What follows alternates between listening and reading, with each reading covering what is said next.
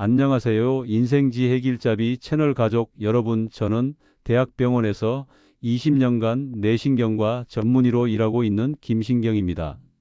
오늘도 저희 채널을 찾아주셔서 진심으로 감사드립니다. 특히 시니어 여러분들께서 이렇게 건강에 관심을 가지고 계시는 모습을 보면 정말 뿌듯하고 감동스럽습니다. 제가 지난 20년간 진료실에서 만난 수많은 환자분들 중에서 가장 많이 받는 질문이 바로 기억력에 관한 것입니다. 어르신들께서 오셔서 이런 말씀을 하세요. 아까 뭘 하려고 했는지 깜빡해서 정말 당황스럽다. 분명히 아는 사람인데.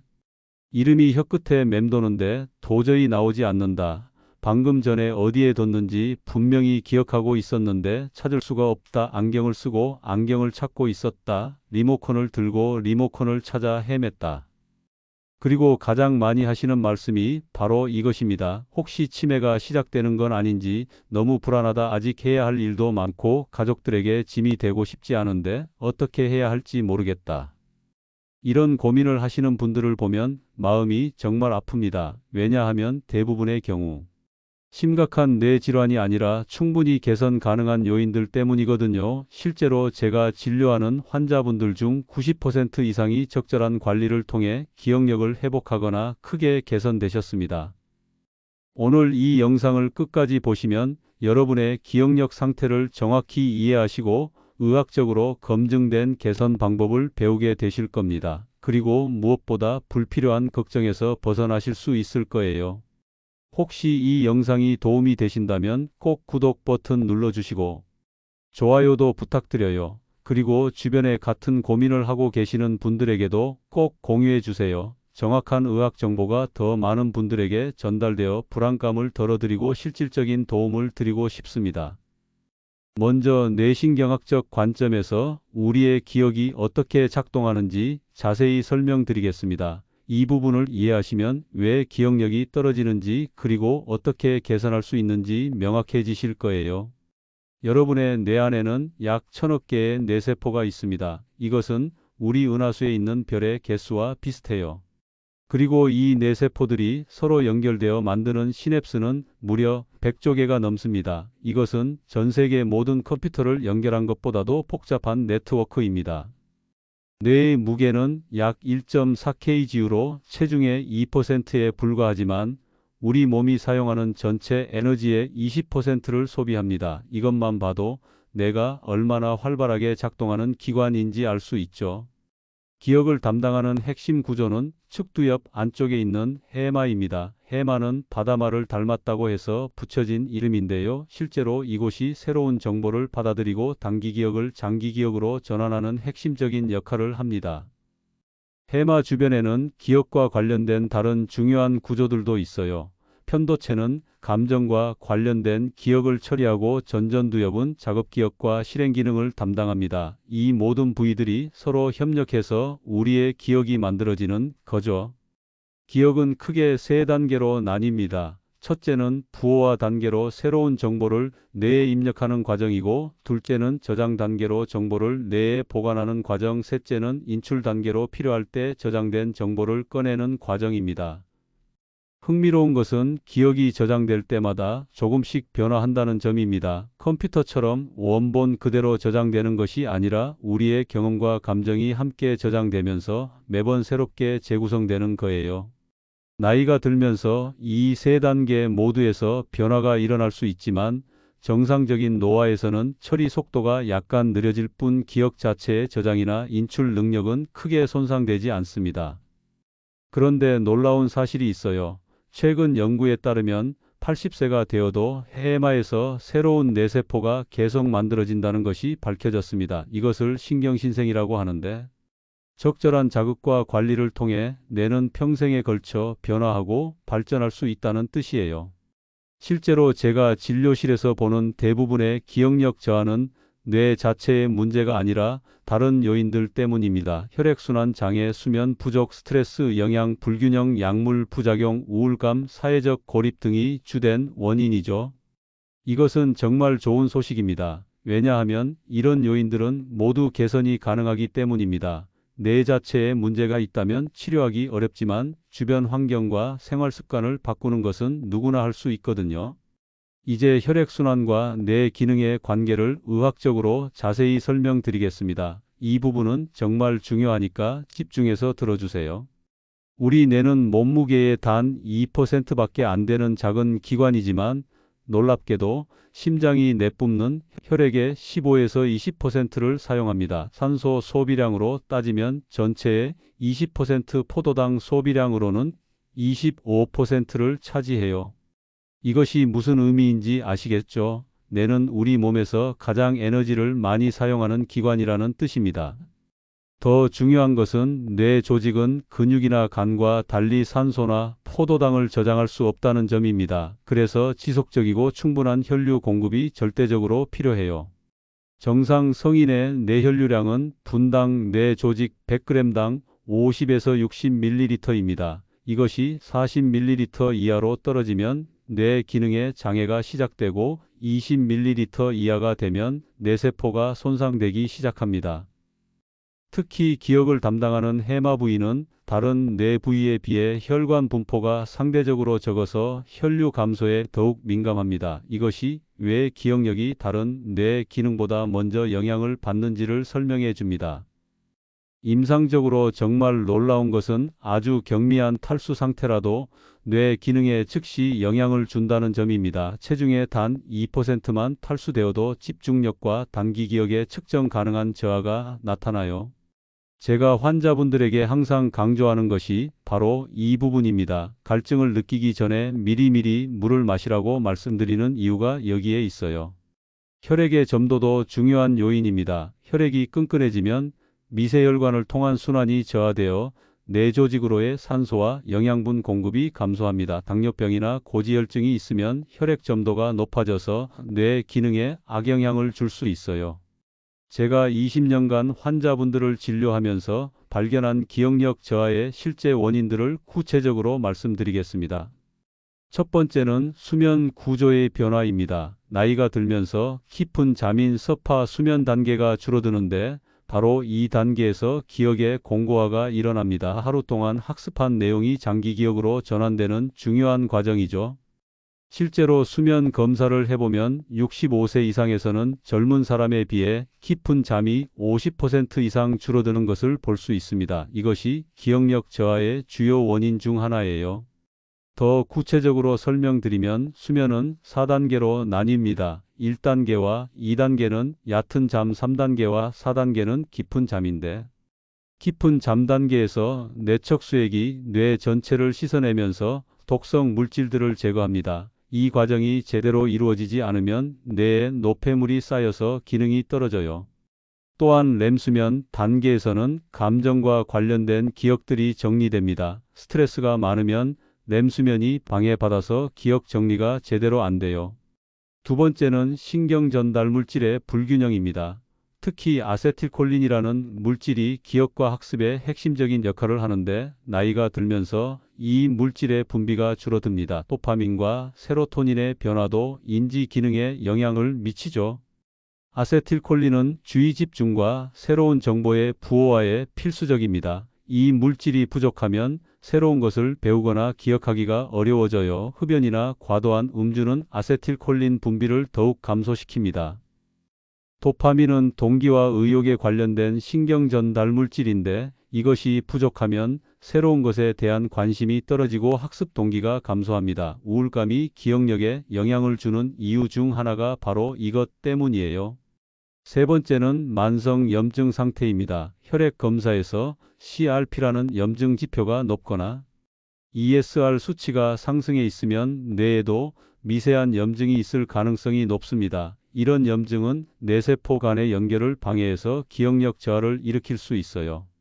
염증의 원인은 다양합니다. 만성 질환, 스트레스, 수면 부족, 불균형한 식단, 운동 부족 등이 모두 염증을 증가시킵니다. 특히 복부 비만이 있으면 염증성 물질들이 계속 분비되어 뇌 건강에 악영향을 줍니다. 네 번째는 대사성 요인들입니다. 당뇨병이 있으면 뇌혈관에 손상이 와서 인지 기능이 저하될 수 있고 갑상선 기능이 떨어져도 전반적인 뇌 기능이 둔해집니다. 비타민 B12가 부족하면 신경계에 직접적인 영향을 주죠. 당뇨병은 뇌의 작은 혈관들을 손상시켜서 미세한 뇌경색을 일으킬 수 있습니다. 이런 변화들이 누적되면 혈관성 치매로 발전할 수도 있어요. 혈당 조절이 기억력 관리의 기본인 이유입니다. 갑상선 호르몬은 뇌의 대사를 조절하는 중요한 역할을 합니다. 갑상선 기능 저하증이 있으면 뇌의 처리 속도가 느려지고 집중력과 기억력이 모두 떨어져요. 다섯 번째는 약물의 부작용입니다. 수면제, 항불안제, 일부 혈압약, 항히스타민제 등이 기억력에 영향을 줄 수 있습니다. 특히 여러 가지 약을 함께 복용하시는 경우에는 상호작용으로 인해 인지 기능이 저하될 수 있어요. 많은 분들이 모르시는 것이 일반의 약품도 기억력에 영향을 줄 수 있다는 점입니다. 감기약에 들어있는 항히스타민제, 변비약, 일부 진통제 등도 장기간 복용하면 인지 기능에 영향을 줄 수 있어요. 여섯 번째는 사회적 고립입니다. 연구에 따르면 사회적 관계가 부족한 사람들의 치매 위험이 1.5배 높아집니다. 뇌도 사용하지 않으면 기능이 떨어지는 거죠. 사회적 상호작용은 뇌의 여러 부위를 동시에 자극합니다. 언어 중추, 감정 중추, 기억 중추가 모두 활성화되어 종합적인 뇌 훈련 효과를 얻을 수 있어요. 반대로 혼자만 지내시면 이런 자극이 부족해져서 뇌 기능이 저하됩니다. 외로움 자체도 스트레스 호르몬을 증가시키고 염증을 일으켜서 뇌 건강에 해롭습니다. 가족이나 친구들과의 정기적인 만남이 치료제 역할을 하는 이유입니다. 이제 의학문헌에서 효과가 입증된 즉시 적용 가능한 방법들을 구체적으로 알려드리겠습니다. 첫 번째는 4-7-8-5법입니다. 코로 4초간 천천히 들이마시고 7초간 숨을 참은 다음 입으로 8초간 천천히 내쉬는 방법이에요. 이를 4회 반복하면 내산소 포화도가 측정 가능한 수준으로 증가합니다.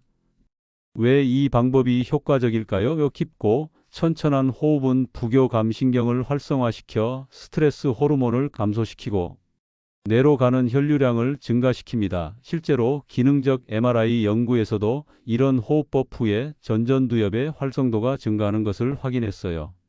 두 번째는 목 부위 혈관 마사지입니다. 목에는 뇌로 혈액을 공급하는 경동맥과 척추동맥이 지나갑니다. 목 뒤쪽과 옆쪽을 부드럽게 마사지하면 이 혈관들의 혈류가 개선돼요.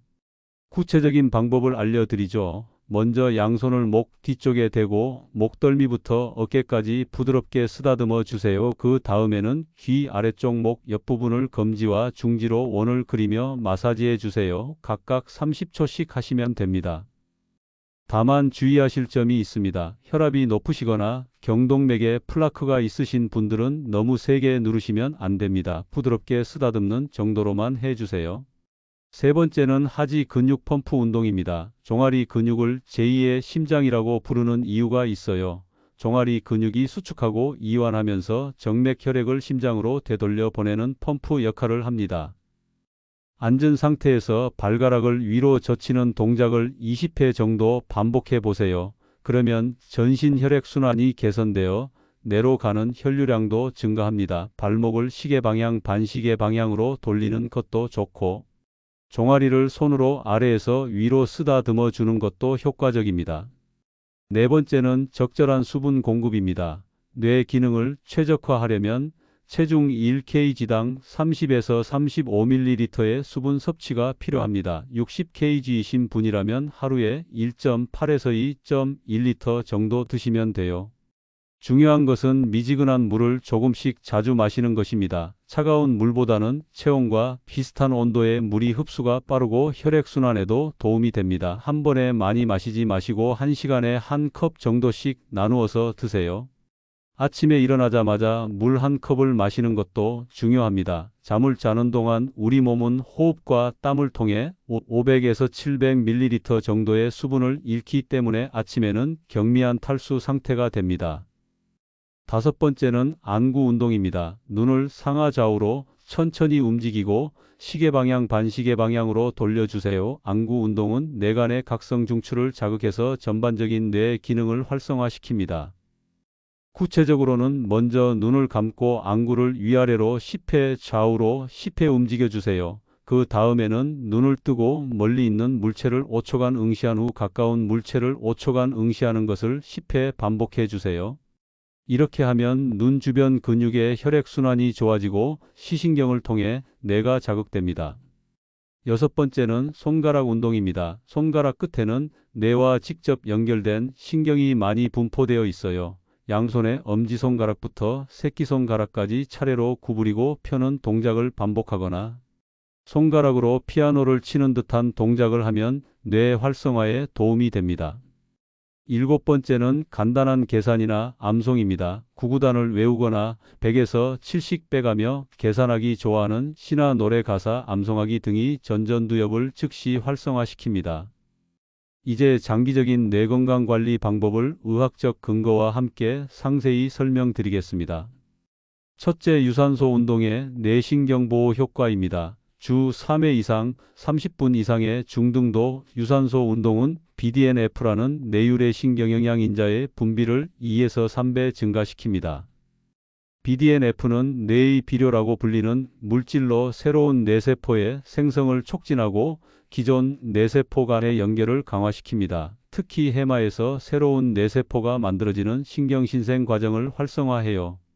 어떤 운동이 좋을까요? 걷기, 수영, 자전거 타기 등이 좋습니다. 중요한 것은 운동 강도인데 대화는 가능하지만 노래를 부르기는 어려운 정도의 강도가 적당해요. 운동을 할 때 주의할 점도 있습니다. 갑자기 강한 운동을 하시면 오히려 스트레스가 될 수 있으니까 처음에는 10분부터 시작해서 점차 늘려가세요. 무릎이나 허리가 아프신 분들은 수중 운동이나 실버 체조를 권합니다. 운동 시간대도 중요합니다. 오전 운동이 저녁 운동보다 뇌 기능 향상에 더 효과적이라는 연구 결과가 있어요. 아침에 운동하면 하루 종일 뇌가 활성화된 상태를 유지할 수 있습니다. 둘째, 수면의 기억 공고화 기능입니다. 깊은 잠 단계에서 분비되는 성장 호르몬이 뇌세포의 복구와 기억의 저장을 담당합니다. 양질의 수면을 위해서는 잠들기 2시간 전부터 스마트폰이나 TV를 보지 마시고 침실 온도는 18도에서 20도로 유지하세요. 잠들기 전 미지근한 물로 샤워하시면 체온이 떨어지면서 자연스럽게 잠이 옵니다. 수면 환경도 중요합니다. 침실은 가능한 한 어둡게 하시고 시끄러운 소리가 들리지 않도록 해주세요. 베개 높이는 목의 시작 커브가 유지될 정도로 조절하시고 너무 푹신하거나 딱딱한 매트리스는 피하세요. 잠들기 전 루틴도 만드시면 좋습니다. 가벼운 독서나 명상, 스트레칭 등을 매일 같은 시간에 하시면 뇌가 잠잘 준비를 하게 됩니다. 오후 2시 이후에는 카페인 섭취를 피하시고 저녁 식사는 잠들기 3시간 전에 마치세요. 알코올은 잠은 오게 하지만 깊은 잠을 방해하므로 수면의 질을 떨어뜨립니다. 셋째, 뇌에 특화된 영양소 섭취입니다. 오메가3 지방산은 뇌세포막의 유동성을 유지하고 염증을 감소시킵니다. EPA와 DHA를 합쳐서 하루 1에서 2g 섭취하시면 됩니다. 등푸른 생선을 주 2회에서 3회 드시거나 견과류를 하루 한 줌 정도 드시면 충분해요. 아마씨나 치아시드도 좋은 오메가3 공급원입니다. 생선을 드시기 어려우신 분들은 오메가3 보충제를 드셔도 됩니다. 비타민 B군도 중요합니다. 특히 B12 엽산 비육는 호모시스테인이라는 독성 물질의 대사에 관여해서 뇌혈관을 보호합니다. 녹색 잎채소, 콩류, 계란 등에 풍부하게 들어있어요. 비타민 D는 뇌의 칼슘 항상성을 유지하고 신경 전달물질 합성에 관여합니다. 햇볕을 하루 15-20분 정도 쬐시거나 비타민 D가 풍부한 음식을 드세요. 항산화 물질도 뇌 건강에 중요합니다. 블루베리의 안토시아닌, 녹차의 카테킨, 토마토의 리코펜 등이 뇌세포를 산화 스트레스로부터 보호합니다. 다양한 색깔의 채소와 과일을 골고루 드시는 것이 좋아요. 마그네슘과 아연도 뇌 기능에 필수적인 미네랄입니다. 마그네슘은 신경 전달을 돕고 스트레스를 완화시키며 아연은 기억력과 학습 능력에 직접적인 영향을 미칩니다. 넷째, 인지적 예비 능력 증진입니다. 새로운 학습과 도전적인 인지 활동은 뇌의 신경가소성을 증진시킵니다. 뇌는 평생에 걸쳐 변화하고 적응할 수 있는 능력을 가지고 있어요. 언어 학습, 악기 연주, 독서, 퍼즐 맞추기, 새로운 요리 배우기 등이 모두 도움이 됩니다. 중요한 것은 익숙한 것보다는 조금 어렵고 도전적인 것을 선택하는 거예요.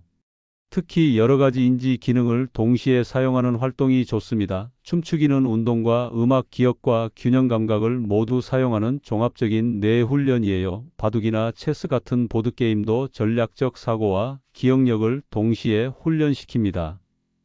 다섯째, 스트레스 관리입니다. 만성 스트레스는 코르티솔이라는 호르몬의 분비를 증가시켜 해마를 직접적으로 손상시킵니다. 명상, 요가, 태극권 등의 이완 기법이 스트레스 호르몬을 효과적으로 감소시키는 것으로 입증되었어요.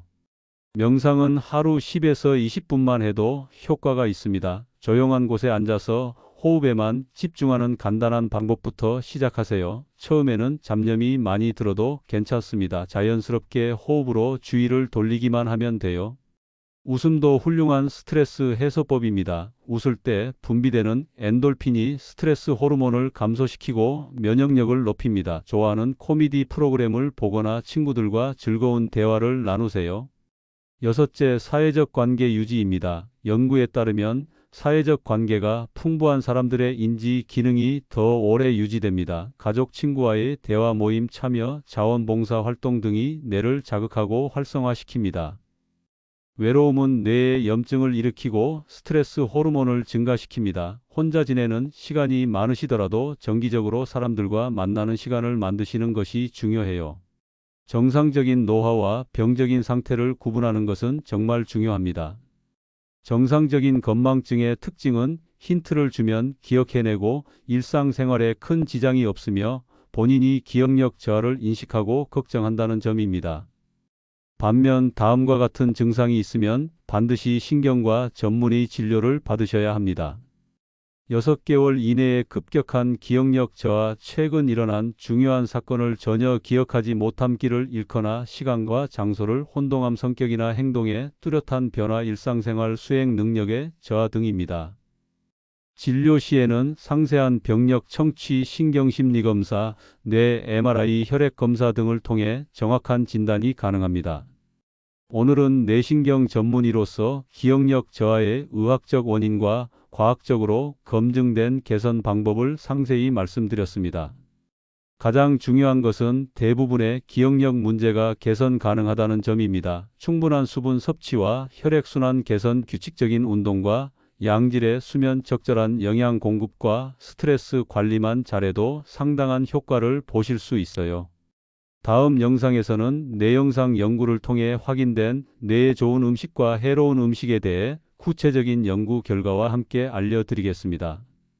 정확한 의학 정보가 도움이 되셨다면 구독과 좋아요 부탁드리고 댓글로 궁금한 점도 남겨주세요. 여러분 모두 건강한 뇌로 행복하고 활기찬 노후를 보내시길 진심으로 바랍니다. 감사합니다.